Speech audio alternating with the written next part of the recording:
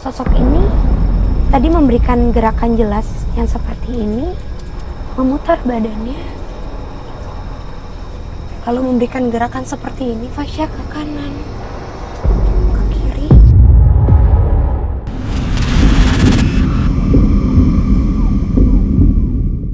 Sosok ini tadi memberikan gerakan jelas yang seperti ini, memutar badannya,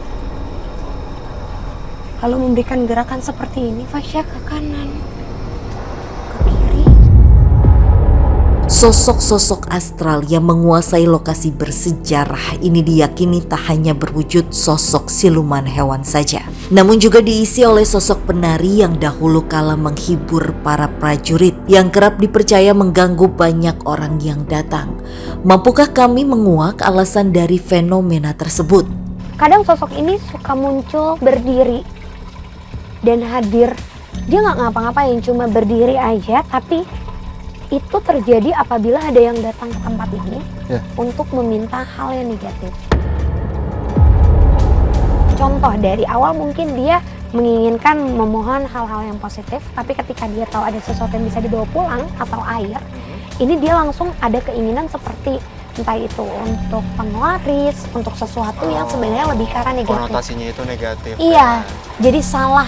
Dan sosok ini akan muncul seperti mengamati, senyum, tapi senyumnya itu senyum sangat tipis, dan dia bisa membuat orang yang datang ke sini dengan keinginan yang negatif itu mengalami kerasukan.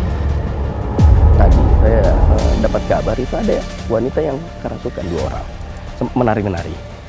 Mungkin aku minta night vision ya.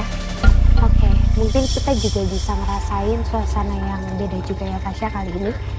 Setelah kita memakai night vision, sosok ini mulai mendekat ke arahku. Di belakang kan Anda persis, dia berdiri sambil merubah gerakan tangannya yang tadinya dari bawah.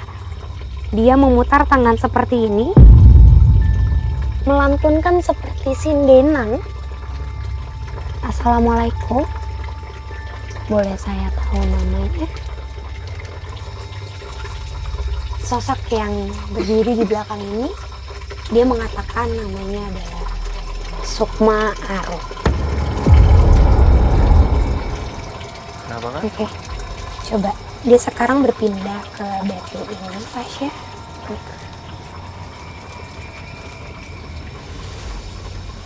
Mungkin aku akan menirukan gerakan yang dia lakukan juga saat ini. Iya. Jadi ini aku nggak tahu ini tapi gerakan apa, cuma ini seperti tarian yang, karena sosoknya itu sangat cantik, tangannya juga gemulai, dengan rambut yang seperti diikat setengah, tapi ada helaian rambut yang menjuntai di depan, memakai selendang, yang selendangnya itu akan berubah warna ketika ada yang datang ke sini dengan keinginan yang negatif mungkin. Jadi beda gitu ya Kak. Ketika saat ini dia menunjukkan memakai selendang putih, memakai kain yang diikat dengan seperti ada simpulan di sini. Jadi seperti ada simpulan bunga di bagian kanan. Sosok ini tadi memberikan gerakan jelas yang seperti ini, memutar badannya, lalu memberikan gerakan seperti ini, fasya ke kanan, ke kiri, berputar lagi, menutup gerakan tangan ke depan, mengambil bunga dari bawah air, dilemparkan, lalu ditutup seperti ini. Tim boleh nyalain lampu lagi? Tim boleh minta lampu dinyalakan lagi. Jadi kenapa tadi dia dari posisi itu pindah ke sini, Fasya? Ketika dia menyetujui tujuan kita yang baik, dia akan seperti memantau kita di sana. Tapi ketika ada yang mengambil air seperti mungkin mencuci muka, dan itu ada tujuan yang negatif atau hal-hal yang menyimpang dari tempat ini, dia berdiri di atas batu ini, benar-benar jelas berdiri di atas ini, Fasya, dengan membentuk tangan yang seperti ini dan melihat dengan satu titik pandangan yang membuat kalau misalnya kita lagi melakukan aktivitas, mungkin kita akan kaget dan ngerasa aneh. Saya kalau misalnya mandi suka ada yang merhatiin gitu. Di belakang kayak ada yang mantau. Diawasi ya. Betul. Seperti diawasi ya. Jadi Oke. pada saat ngeliat itu mungkin seperti eye contact, lalu orang itu akan mengalami kerasukan dan menari di posisi batu hitam itu. Oh, di sini. Iya. Dan itu mungkin sampai kerasukannya itu bisa aku bilang dan pastikan itu tidak mungkin gampang untuk dikeluarkan. Harus keluar dari area dan kawasan ini dan harus kembali meminta maaf, baru mungkin berhenti adanya gangguan dari sosok ini. Tapi mungkin lagi-lagi aku luruskan lagi ya ke pemirsa bahwa sosok ini adalah sosok yang positif ya. Betul banget. Beliau akan melakukan mungkin hal-hal seperti itu apabila memang ada dari manusianya sendiri yang meminta hal-hal yang negatif atau menyimpang ya. Jadi bukan semerta-merta sosok ini merasuki orang, tapi memang memiliki alasan yang konkret. Betul. Mungkin Fasya bisa nyobain dulu ini untuk cuci muka. Iya, boleh kan Anda. Sini biar aku yang pegang. Mungkin bisa dilepas dulu sepatunya. Fasya mencoba mencuci muka dengan air yang diyakini kerap digunakan beberapa orang untuk niat jahat sehingga mendatangkan petaka. Namun bisa juga tak jadi petaka bila menggunakan air tak ada niat buruk di hatinya. Iya, biasanya yang datang ke sini membawa botol visi untuk diisi dan dibawa pulang. Karena emang manfaatnya banyak sekali untuk segi hal yang positif sih. Bisa mencerahkan aura juga Betul banget. Jadi emang sesuai hajatnya kita lah, insya Allah akan dibantu kayak gitu. Fasya ada ngerasa kayak gimana nggak setelah kenal langsung dari air ini? Karena ada namanya juga ya Kak. Ya. Ini namanya tuh pancuran keuripan atau kehidupan. Ya. Jadi pancurannya tidak akan pernah putus, tidak akan pernah mati. Betul banget. Karena memang orang-orang yang datang ke sini dan masyarakat yang tinggal di sekitar sini juga mempunyai niat yang baik terhadap tempat ini. Betul. Tapi ya itu mungkin ya lagi-lagi yang bisa aku sampaikan. Di tempat ini sendiri tuh aku sebagai orang awam aja tuh sudah merasakan hal yang energi sangat positif di tempat ini kan. Betul banget. Sampai saat aku mencuci muka, karena jujur sebelumnya tuh aku nggak pernah kan melakukan hal seperti ini. Tapi ya itu, mungkin aku sebagai orang awam tuh ngerasanya segar, terus juga sejuk banget di tempat ini sendiri, dan air ini kayak benar-benar bikin segar sih. Iya, betul. Oke, berarti memang. Assalamualaikum. Ada yang mendekat dengan. Ya. Jadi gini Fasya, kalau ada yang datang pada saat kita mandi atau apa gitu, itu menandakan hal yang positif. Ya. Bahasanya diterima. Kita disambut ya dengan baik ya. Sesimpel diberi tanda kayak barusan kita ya. Betul. Entah itu berupa suara atau apapun itu. Ya udah, mungkin kan Anda Kak Bradley, aku sudah dapat jawaban ya penelusuran malam ini. Mungkin kita lanjut ngobrol lagi di tempat yang lebih enak ya. Ya, siap. Selama penelusuran tuh udah dapet ya jawabannya, karena emang dari tadi ketemu sosok pun mereka memberikan informasi ya ke kita. Ya. Oke. Fasya, Yuk. sih. Hah? Kenapa Itu ya, kan Pak? Anda? Kita duduk dulu. Nunduk.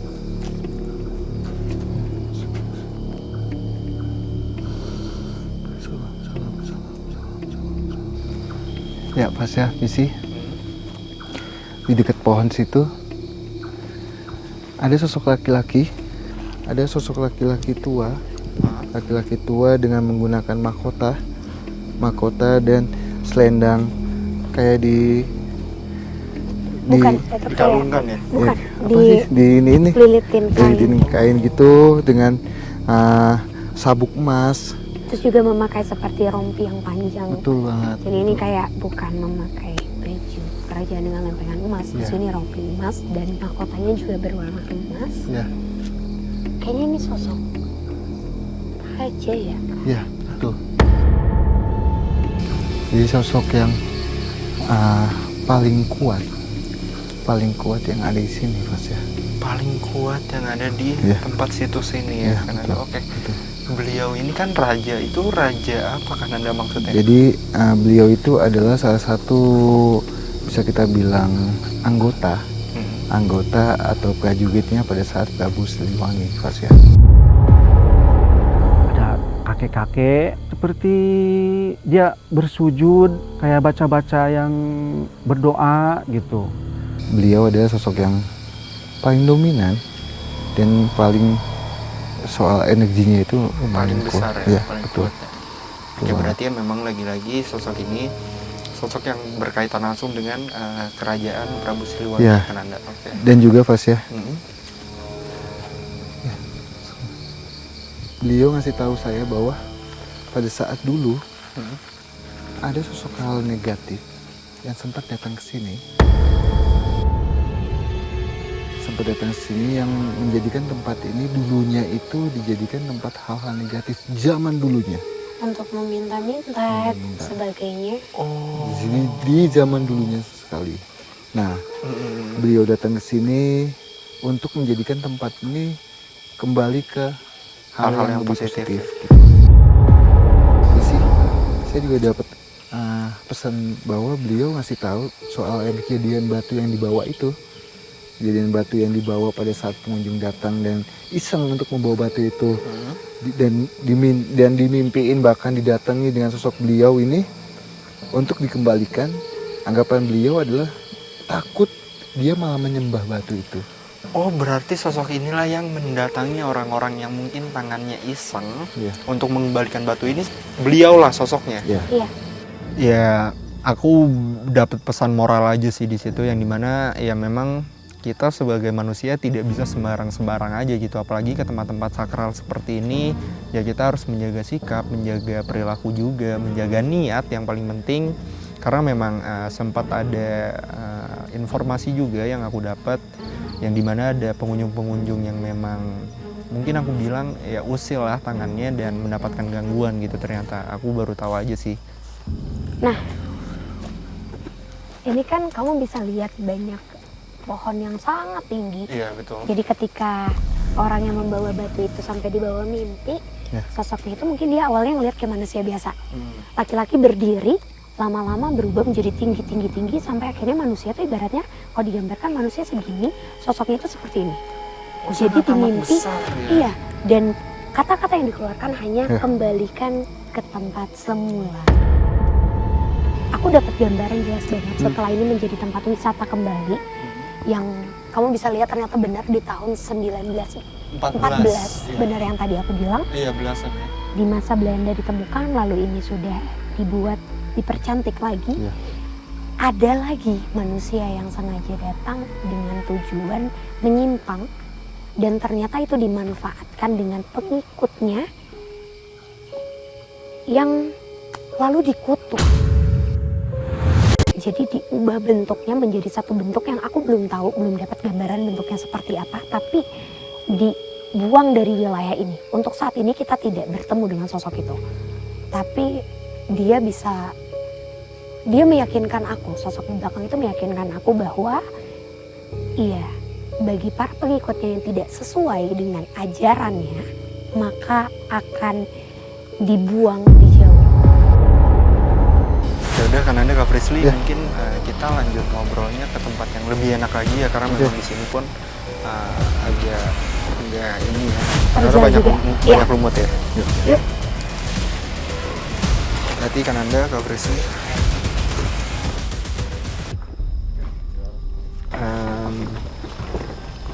Oke, Kak Nanda, Kak Frisly.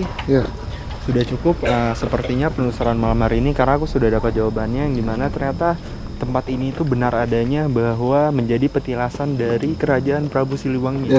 Raja Prabu Siliwangi beserta para prajuritnya, dan banyak juga ya sosok yang kita temui, tetapi memang sosok yang sangat amat positif ya. Bahkan aku pun sebagai orang awam merasakan hal yang sangat amat positif di tempat ini. Oh, itu dia.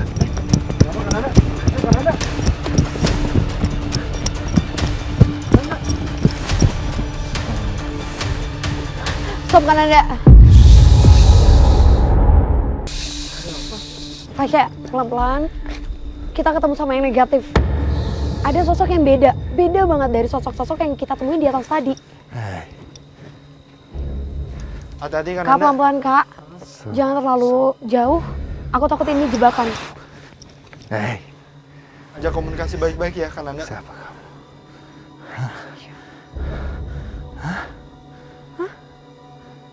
Kamu ya?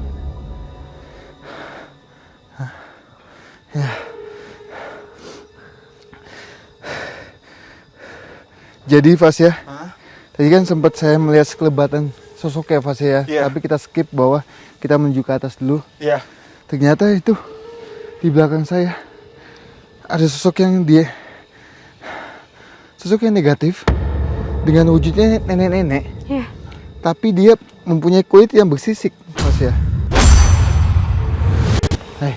Ayo sini. Dia ini siapa Kananda? Dia itu sosok yang dibuang sama yang tadi kita bahas di atas itu Mas. Sosok raja itu. Ya. Nah, kepalanya itu di atas itu Mas ya. Tapi dia melilit di pohon, badannya, tubuhnya. Ya mungkin seperti ini ya, siluet. Kalau untuk berupa wujud kita ilustrasikan binatang yang mungkin lebih cenderung ke ular ya. Saya nggak bisa ke sana. Jangan Kak, jangan ke sana. Bahaya juga nih tempatnya nih. Dia bilang, jangan mengganggu saya. Saya sudah minta ampun, jangan mengganggu saya lagi. Mungkin boleh ditanyakan Kananda kenapa sosok ini tuh malah melakukan hal-hal negatif yang di tempat konotasinya itu adalah tempat yang sangat amat positif. Itu kenapa? Jadi, nggak mas. Dengar Fasya? Iya ada suara. Iya. Jadi Fas ya, di saat zaman dulu itu dia suka memanipulasi mindset manusia untuk ke jalan yang bisa kita bilang menyimpang. Ya. Nah, dia emang hobi seperti itu Fas ya. Emang dia ingin manusia itu masuk ke bahasanya mengikuti jejak dia kayak gitu Fas ya. Jadi dia meyakinkan gitu Fasya untuk ketika kita datang kita bisa mendapatkan kekayaan dengan cara instan. Ya. Kita juga bisa mendapatkan sesuatu dengan mudah. Betul. Asal kita melakukan pemujaan terhadap sosok di belakang ini. Dan ini jelas sosok negatif. Iya. Sosok nenek-nenek itu kayak dari kerajaan ya, zaman dulu, jadi pakai kemben pakai ininya di udang. Oke, Kananda Kak Frisly, kayaknya ini aku nggak nyaman banget di tempat ini karena entah kenapa ya, mungkin karena di samping gue kayak jurang gitu, jadi mungkin kita lanjut ngobrol serta aku ngasih kesimpulan di depan aja. Siap. Ya, permisi, assalamualaikum.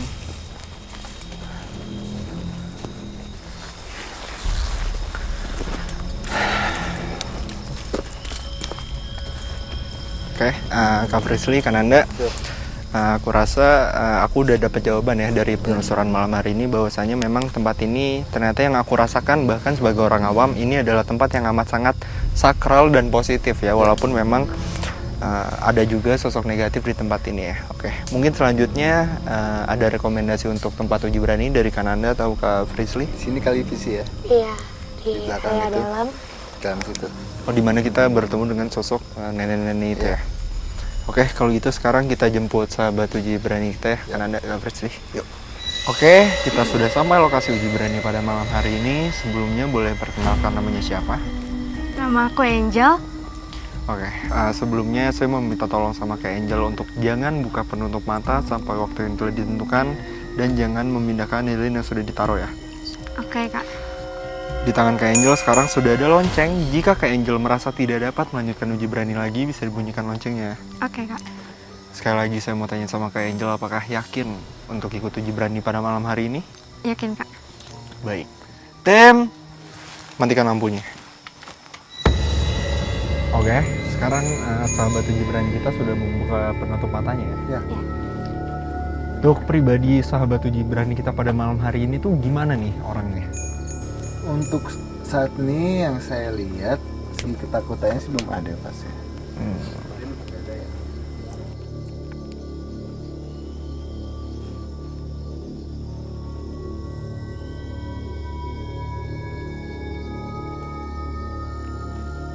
Di belakang aku ada suara kayak gitu, suaranya kayak suara apa ya?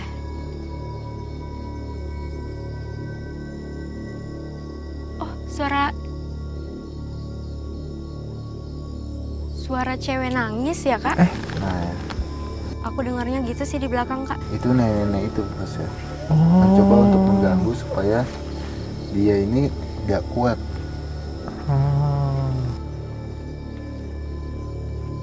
Lilinnya mati,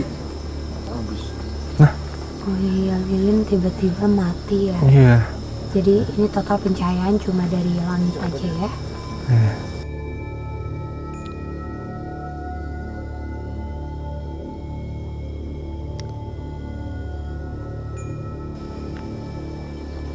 Terus juga tadi makhluk yang dibahas sama Kananda kayaknya udah makin aktif ya. Di belakang aku ada suara batu, Kak. Yang kelempar gitu. Ada suara lemparan batu katanya. Dan daun juga sempat goyang tuh pas. Iya, dari belakang kelihatan ya. Aku nggak ada niatan ganggu ya. Cuman penasaran doang di sini.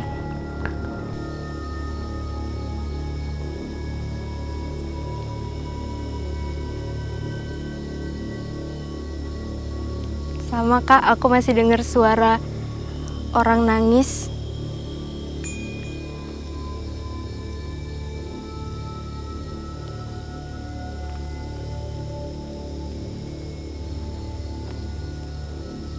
Kak, aku dengar suara kayak dari depan aku itu suara ngaung gitu. Hah? Gede. Macan. Terus juga di depan aku lihat ada putih-putih ya. Dan sahabat Tujuh Berani kita melihat sosok ya katanya ya. Yang aku rasain sekarang udah biasa aja sih Kak, badan aku juga. Oh, depan aku ada putih-putih Kak.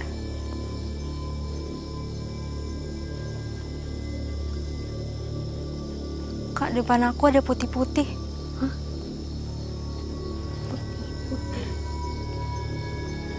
Kak, sumpah depan aku ada putih-putih Kak.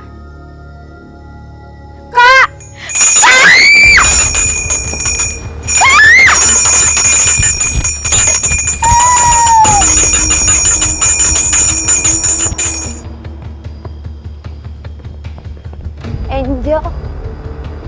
Aman? Aman Kak. Ada putih-putih maksudnya? Aku ngeliat di depan situ ada putih-putih sih. Cuman dia pergi terus datang lagi, pergi datang lagi gitu. Oke, Kak Angel, sebelumnya saya ingin memberikan apresiasi yang sangat besar karena udah mau ikut Tujuh Berani. Cuma ada gangguan apa aja yang tadi Kak Angel rasain? Mungkin boleh diceritain? Yang pertama gerasak gerusuk ya di sebelah kiri aku suaranya. Terus ada kayak hembusan nafas gitu, tapi Orang narik nafas. iya kayak gitu. Terus di depan aku benar-benar ada bayangan-bayangan putih gitu. Emang awalnya aku nggak takut kan, aku kira mungkin mata aku juga buram kan. Aku kira kayak cuman putih-putih doang gitu, karena lewat datang gitu kan. Cuman pas aku coba yang dengar suara kodok gitu, aku coba ya perhatiin yang lain, itu makin lama putihnya itu makin datang, kayak makin ngedeket ke aku. Gitu Iya, ya. Kayak melayang terbang. iya melayang terbang gitu. Cuman makin lama makin deket, makanya aku bisa teriak kayak gitu. Oh, dan yang membuat akhirnya Kak Angel memutuskan untuk tidak melanjutkan Uji Berani itu karena melihat sosok putih itu ya? Iya. Berarti ya?